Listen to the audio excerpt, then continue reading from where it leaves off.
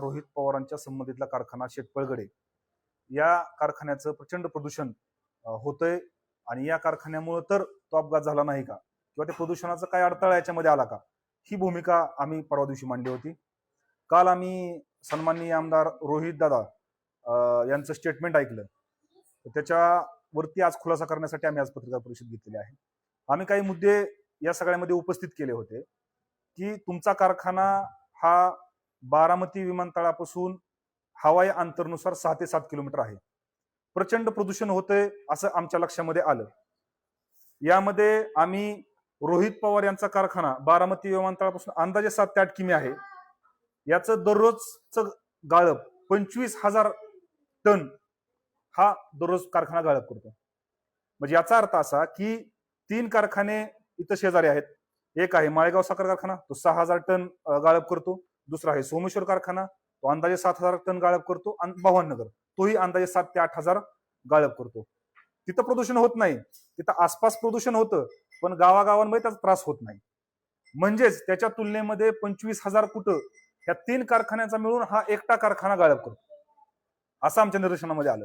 आणि त्याच्यामुळे आम्ही भूमिका मांडली की स्वर्गीय अजितदादा पवार साहेबांच्या अपघातामध्ये याचा काही परिणाम झाला का हे खऱ्या अर्थानं चेक केलं पाहिजे, याची चौकशी झाली पाहिजे. म्हणून आम्ही माननीय मुख्यमंत्री आणि माननीय राज्यपाल महोदयांना पत्र दिलं. त्याच्यानंतर आम्ही निष्पाप चौकशीची मागणी आम्ही कारखान्याची केली. मागणी केल्यानंतर सन्माननीय रोहितदादा पवार साहेबांना पोटसूळ उठला. त्यांनी जर असं म्हटलं असतं की माझ्या कारखान्याची चौकशी करा तर आम्हाला आनंद वाटला असता. शेवटी स्वतःच्या घरातला माणूस गेल्यानंतर माणसांना कळतं. सन्माननीय रोहितदादांनी जो प्रश्न घेतलाय तो आमच्याही मनामध्ये की निष्पाप चौकशी झाली पाहिजे, सगळं सत्य समोर आलं पाहिजे. पण रोहितदादांच्या पत्रकार परिषदेमध्ये कधी त्यांच्या कारखान्याचा उल्लेख नाही आला. त्यांच्या कारखान्याचा उल्लेख घ्यायचा यासाठी की कारखाना एअरपोर्टच्या जवळ आहे म्हणून कारखान्याचा उल्लेख घ्यावा. आम्ही माहिती घेतल्याच्या नंतर ही एक दैनिक केसरीची बातमी होण्यामुळे गावकऱ्यांनी आंदोलनच करू नये म्हणून त्यांना पोलिसांनी एक पत्र दिलं होतं. ते पत्रही मी तुम्हाला समोर दाखवतो. म्हणजे हा फक्त त्यांचा कारखाना असल्यामुळं लोकांवरती दबाव आणायचा आणि हे प्रकरण दाबायचं. हा कालचा फोटो आहे. 6 किलोमीटर वरून आम्ही हा फोटो काढलाय. तरी सुद्धा एवढं प्रचंड प्रमाणामध्ये धूर हा बाहेर फेकला जातोय. आणि याची दिशा जर तुम्ही पाहिली तर याची दिशा पूर्णपणे एअरपोर्ट साईडला आहे. तुम्ही कधीही बघा. दुसरा फोटो मी तुम्हाला दाखवतोय की रोहित पवारांच्या कारखान्याचं प्रदूषण. हे पूर्ण जे काळसर तुम्हाला दिसतंय हे पिकांवरती पडलेलं सगळं काळसर आहे. हा फोटो आहे रोहित पवारांच्या कारखान्याचा पहाटेचा फोटो, ज्यामध्ये आपल्याला दिसतंय की धुक्याचा लेअर खाली आहे आणि धूर कारखान्यामधून किती येतोय. जवळपास 4 चिमण्यांमधून हा धूर येतोय. दुसरं आम्ही असं काढलं की हे शेतकऱ्यांच्या पिकांवर झालेला प्रदूषणाचा परिणाम. हे सगळे कारखान्या लगतचे आसपासचे गाव आहेत. हे बघा बॉयलर मधून निघणारा धूर.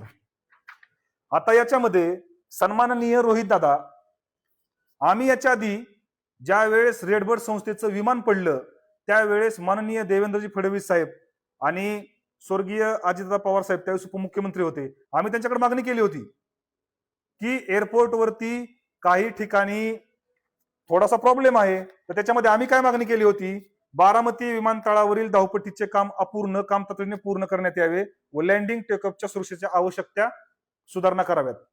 सन्माननीय अजितदादांना भेटून आम्ही हे निवेदन दिलं होतं. हे निवेदन आम्ही दिलं 6/8/2025. याच्यापेक्षा अजून एक विषय असा आहे, 2 तारखेला सन्माननीय मुरलीधर अण्णा मोहोळ साहेबांना आम्ही एक निवेदन दिलं 2/8/2025 आणि विमान पडलं 4/8/2025. हे सगळं त्या रेडबर्ड संस्थेमुळं आमच्या लक्षामध्ये आलं आणि आम्ही हा विषय शासनासमोर त्यावेळेस मांडला होता. दुसरा विषय, या सगळ्या विषयामध्ये आम्ही अशी काल मागणी केली होती, डीजीसीआयचा नियम आहे की 10 किलोमीटरच्या आतमध्ये कोणतंही असं औद्योगिक क्षेत्र किंवा ज्याने काहीतरी दुष्परिणाम होतील, वातावरणामध्ये बदल होतील असे काही उद्योगधंदे नसावेत. याची आम्ही पूर्ण माहिती काढल्यानंतर 15 किलोमीटरच्या आतमध्ये रोहित दादा तुमचा साखर कारखाना आहे आणि हवाई अंतर धरलं तर ते 6 किलोमीटरच्या आतमध्ये आहे. आणि म्हणून तुमचा कारखाना कोणत्याही नियमात बसत नाही. आणि म्हणून आमच्या मनामध्ये शंका आली की आम्ही असं म्हणणार नाही की त्या कारखान्यामुळे झालं, पण सरकारनं डिक्लेअर केलंय की नाईट लँडिंग बारामती एअरपोर्टला सुरू करा म्हणून. मग जर नाईट लँडिंग आपण सुरू केली आणि उद्या बरेच जण व्हीव्हीआयपी येतात, एकतर स्वर्गीय अजितदादा पवार साहेबांच्या जाण्यानं महाराष्ट्र पोरका झाला, बारामती पोरकी झाली, बारामती सगळे कार्यकर्ते अस्तव्यस्त आहेत. आणि अशामध्ये आम्ही जर तुमच्या कारखान्याची चौकशी लावा म्हटलं तर तुम्ही चौकशी स्वतःच्या कारखान्याची का करून घेत नाही, हा माझा तुमचा प्रश्न आहे. तुम्हाला एवढं का झोंबलं आम्ही चौकशी लावा म्हटल्यानंतर? तुमची पीपीटी पाहिल्यानंतर, तुमची पत्रकार परिषद पाहिल्यानंतर आम्हाला असं साहजिक आमच्या मनामध्ये प्रश्न निर्माण झाला की तुमचा साखर कारखाना जवळ असताना त्याचा दुष्परिणाम झाला का? आणि आम्ही चौकशी करा म्हटलं, आम्ही कोणावरही आरोप केलेला नाही. आणि जर असं असताना जर आम्ही मागणी केली असताना तुमची ट्रोलर गँग, सन्माननीय रोहित दादा, तुम्हाला एक मी सांगू इच्छितो की आता तर आम्ही हा विषय उपस्थित केलाय, एकदा सन्माननीय स्वर्गीय अजितदादा पवार साहेबांचा एकदा चौकशीचा अहवाल येऊ द्या, तुमच्या कारखान्यामध्ये काय काय चालतं हे सुद्धा आम्ही नंतर बाहेर काढू. त्यामुळे तुमच्या सगळ्या ट्रोलर गँगला सांगा आमच्या नादाला लागू नका, आणि आम्ही जे त्या लोकांसमोर सत्य मांडणार, ही आमची भूमिका आहे. रोहित पवारांनी असा आरोप केला आहे की तुमचा बोलवता धनी कोणतरी आहे, साताऱ्याचा बोलवता धनी आहे, नगर जिल्ह्यातला बोलवता धनी आहे, भाजपच्या नेमक्या कुठल्या नेत्यांकडे त्यांचा रोख होता आणि तुमचा नेमका बोलवता धनी कोण आहे? हे बघा, आमचा बोलवता धनी कोणी नाही, आमचे बोलवते धनी आम्ही स्वतः आहोत. आम्हाला कुणीही सांगितलं नाही की हे करा म्हणून. पण रोहित पवारांना जे टेक्निकली दिसतंय, कोणाच तर ऐकून ते पीपीटी मध्ये मांडतायत, आम्हाला हे सगळं आमच्या डोळ्यांनी दिसतंय. तुमच्या कारखान्याचं प्रदूषण होतंय हे सगळ्या डोळ्यांनी दिसतंय, आजूबाजूची गावं त्रस्त आहेत. आणि म्हणून आम्ही विनंती केली माननीय मुख्यमंत्री महोदयांना, माननीय राज्यपाल महोदयांना, कारखान्याची चौकशी झाली पाहिजे, तुमचे बोलवते धनी कोण आहेत हे बी शोधलं पाहिजे. तर रोहित पवारांनी असा देखील आरोप केला आहे की अजितदादांच्या या सगळ्या घटनेवरती भाजप गलिच्छ पद्धतीचं राजकारण करत आहे. कसं बघता, या त्यांनी तुमच्यावरती आरोप केला की तुमच्याकडून तुमच्या तोंडून काहीतरी वळवून घ्यायचं आणि त्याच्यातून राजकीय वातावरण गढूळ करायचं, असं भाजपचं षडयंत्र सुरू आहे. 1 महिन्यापासून तर तुमचं गलिच्छ राजकारण भाजप तुम्ही सुरू केले. भारतीय जनता पार्टी म्हणून मी युवा मोर्चा म्हणून मी माझी स्वतःची भूमिका मांडली आहे, या कारखान्याची चौकशी झाली पाहिजे. मला असं वाटलं की या कारखान्याच्या दुष्परिणाम काही असू शकतात का हे शोधण्यासाठी, आणि कदाचित रोहितांना माहित नसेल, रेडबर्डचं विमान कित्येक वेळा पडल्यानंतर आम्ही या ठिकाणी आवाज उठवलाय, ते तुम्हाला माहित नसेल. त्यावेळेस तुम्ही इथं नव्हता सुद्धा, तुम्ही अशा कुठल्या प्रकारात लक्ष सुद्धा घालत नाही. आणि रोहित पवार हे आंतरराष्ट्रीय दर्जाचे नेते आहेत, त्यांना फार आंतरराष्ट्रीय ट्रम्प साहेब, पुतीन साहेब ह्यांना सल्ला देण्याचं ते काम करतात.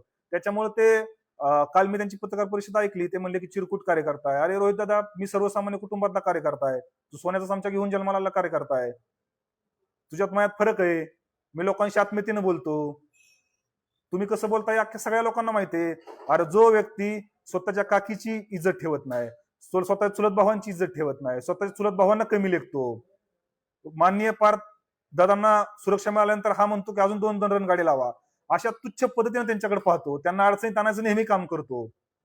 त्यामुळे तुझ्याबद्दलची आम्हाला अपेक्षा नाही की तू नीट बोलावं म्हणून. तुम्ही ज्या स्थानिक लोकांचे आता मुद्दे उपस्थित केले, काय त्या लोकांनी मागण्या केल्या होत्या, आंदोलनाची नेमकी काय त्यांची प्रमुख कारणे होती?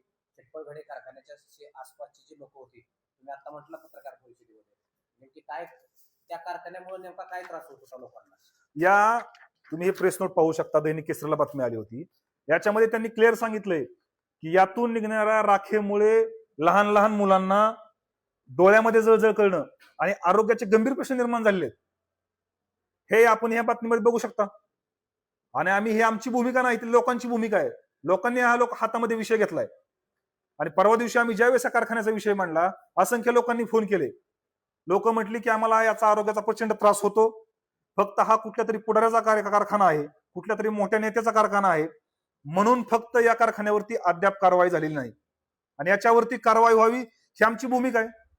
कित्येक लोकांनी प्रश्न विचारले, कित्येक लोकांना दाबण्याचा प्रयत्न केला. हा फक्त रोहित पवारांचा कारखाना आहे म्हणून असं होतं का? म्हणून प्रदूषण महामंडळाकडे सुद्धा आम्ही 2 दिवसामध्ये मागणी करणार आहे की याच्यामध्ये तुम्ही लक्ष घालून तात्काळ या कारखान्यावरती कारवाई केली पाहिजे. दुसरं, लोकांच्या शेतामध्ये ऍसिडचं पाणी सोडले कारखान्याचं, असे कित्येक प्रकरण आहेत. मग रोहित पवार तुमच्या कारखान्याचा प्रश्न उपस्थित केल्यानंतर तुम्ही मोठ्या माने का म्हणत नाही की चौकशी करा म्हणून? तुमच्या का पोटामध्ये गोळा येतोय? हा पहिला आमचा प्रश्न आहे. आम्ही म्हणतोय निष्कलंक चौकशी करा आणि त्याचा अहवाल 30 दिवसामध्ये लोकांसमोर मांडा की तुमच्या कारखान्याचा आणि या अपघाताचा काही संबंध आहे का? चौकशी करा म्हटलं आम्ही, तुम्ही केले असं थोडीच म्हणले. बारामती तालुक्याचे जे काही कार्यक्षेत्र, या कार्यक्षेत्रामध्ये अजून 3 कारखाने आहेत. मग त्या 3 कारखान्याचं नाव न घेता तुम्ही शेटपळगडे या कारखान्याला जास्त टार्गेट करताय. काय नेमकं कारण आहे? तुम्हाला असं का वाटतं की शेटपळगडे कारखान्याच्या माध्यमातून ध्वनी प्रदूषण जास्तीचं होतं? नाही, म्हणून मी मुद्दा मांडला की तुम्ही 3 कारखाने जर पाहिले तर याच्यामध्ये मी पूर्ण डिटेल लिहिलेली आहे की माळेगाव साखर कारखान्याचं गाळप किती होतं तर 6,000, सोमेश्वरचं किती होतं अंदाजे 7,000 ते 8,000, भावनगरचं अंदाजे 6,000 ते 7,000 समथिंग काय असेल. याचं एकट्याचं गाळप 25,000 टन होते दिवसाचं. अरे प्रदूषण होणार नाही तर काय होणार? तिकडे तुम्ही सोमेश्वरला गेला तर प्रचंड प्रमाणामध्ये शहरामध्ये प्रदूषण आहे. 7,000 ते 8,000 टन गाळप केल्यानंतर याचं 3-4 पट गाळप आहे 25,000 टन.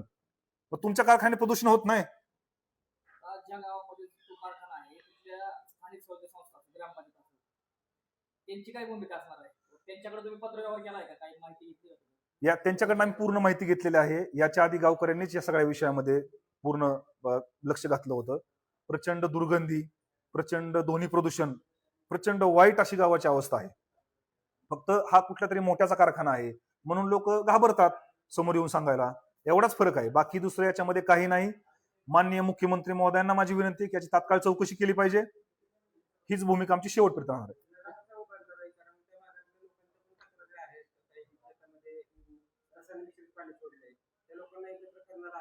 आम्ही त्या लोकांना जाऊन भेटणार आहे, त्या लोकांना एकत्रित करणार आहे आणि आम्ही लवकरच रोहित पवारांच्या कारखान्यावर आंदोलनाचा देखील जाण्याचा आम्ही प्रयत्न करणार आहे. आम्ही त्या विषयामध्ये आमची सगळी चर्चा सुरू केलेली आहे. तुम्ही आता ज्या शेतपळगडेचा मुद्दा सातत्याने उपस्थित करताय, यामध्ये प्रामुख्यानं भाजपचे नेते राम शिंदे यांनी देखील या संदर्भात तिथल्या गावकऱ्यांनी भाजपचे नेते राम शिंदे यांची भेट घेतली होती. त्यांना हा प्रश्न मांडला होता. मात्र राम शिंदेच्या माध्यमातून देखील हा प्रश्न कुठं मार्गी लागलेला दिसत नाही. राज्यात तुमचं भाजपचं सरकार आहे.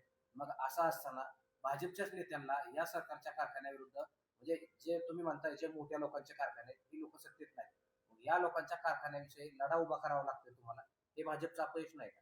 नाही, अपयश असं म्हणता येणार नाही. सन्माननीय राम शिंदे साहेबांनी माळशिकारी म्हणून त्यांना पारवडीमधून कोणीतरी पत्र दिलं होतं आणि त्या पत्रावरती अनुसरून सन्माननीय राम शिंदे साहेबांनी प्रदूषण महामंडळाला पत्र पाठवलं की याच्यावरती योग्य असेल ती कारवाई करण्यात यावी म्हणून. ते पत्र मी पूर्ण वाचलेलं आहे. सरकार देखील आरोग्यावरती मोठ्या प्रमाणात खर्च करत आहे. हा आरोग्याचा थेट प्रश्न असताना भाजप सत्तेत आहे, तर ते आता पुढाकार घेणार का तुम्ही? नाही, म्हणून म्हटलं ना, हा काय लढा आम्ही या सगळ्या प्रकरणापुरता थांबवणार नाही. रोहित पवारांच्या कारखान्यामुळं आरोग्याला हानिकारक आहे, लहान लहान मुलं आहेत, सगळ्यांच्या आरोग्यावरती परिणाम गंभीर होतोय. या सगळ्या विषयामध्ये आम्ही याच्यानंतरही आमचा लढा सुरू ठेवणार आहे. आम्ही शक्यता वर्तवली आहे की सन्माननीय आपण एक मोठा नेता या सगळ्या महाराष्ट्राने गमावलाय, बारामतीने गमावलाय. बारामतीचं प्रचंड नुकसान याच्यामध्ये झालंय. अजून व्हीआयपी आता नाईट लँडिंग सरकारने सुरू केले, भरपूर व्हीआयपी अजून बारामतीला येणार आहेत.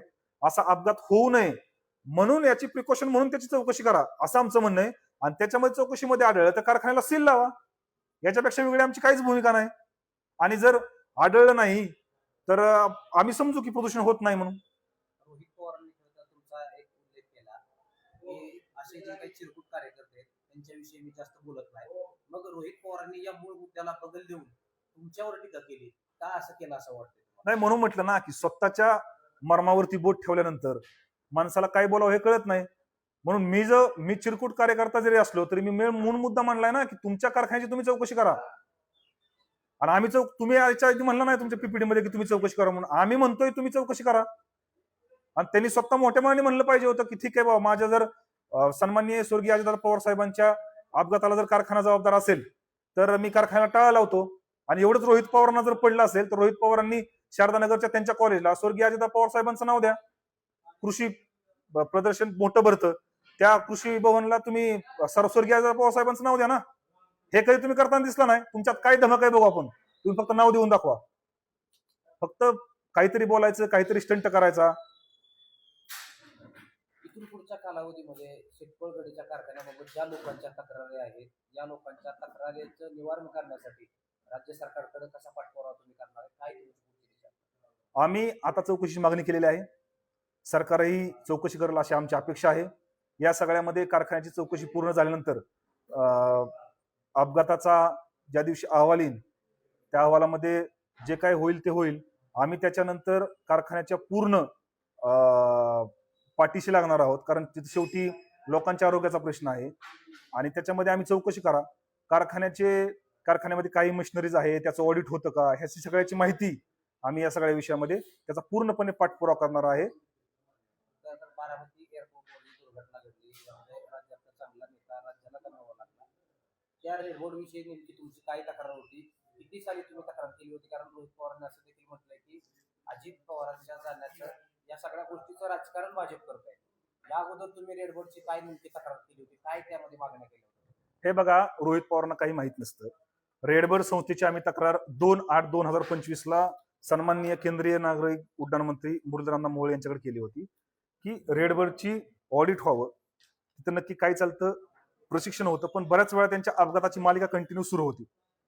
2 तारखेला पत्र दिल्यानंतर 4 तारखेला परत त्यांचा अपघात झाला, परत विमान पडलं आणि तो अपघात दाबण्याचा प्रयत्न केला त्या रेडबर्डवाल्यांनी.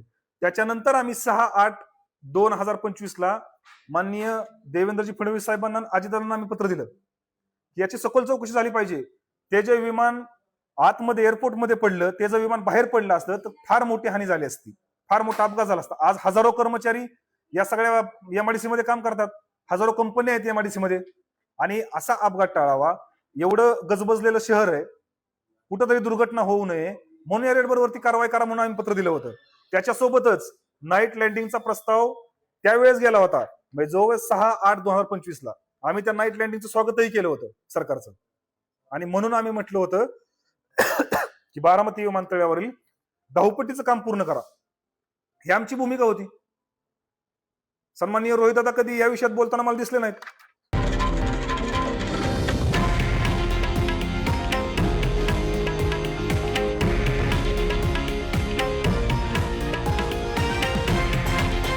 हे आहे देशातील नंबर 1 न्यूज नेटवर्क आणि आपण पाहत आहात TV9 मराठी, एकमेव.